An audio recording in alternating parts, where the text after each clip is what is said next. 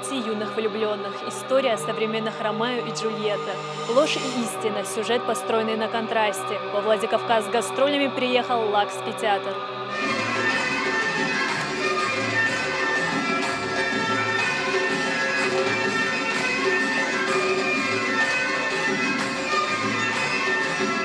Музыкальный спектакль «Колесо жизни» поставлен по произведениям Расула Гамзатова. В нем отражены извечные проблемы – тема правды, доверия, войны, добра и зла. Главные герои постановки, молодые влюбленные, сталкиваются с коварными испытаниями.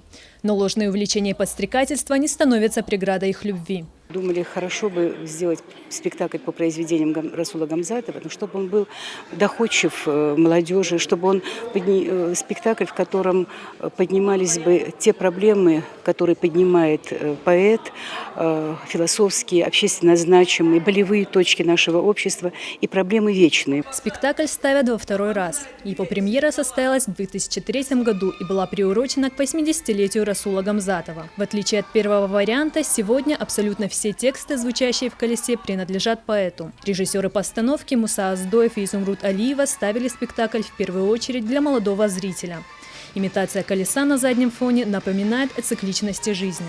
Главные герои влюбляются, ссорятся и снова мирятся. И, как следствие, истина побеждает ложь. Юноша встречает у себя на пути, на жизненном пути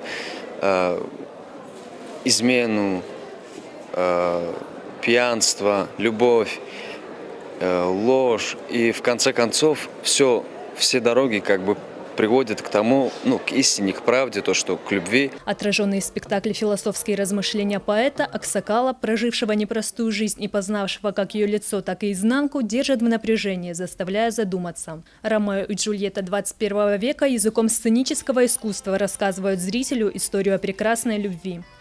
Мадина Сханова, Заур Цеов, Тома Валиева, Осетия ТВ.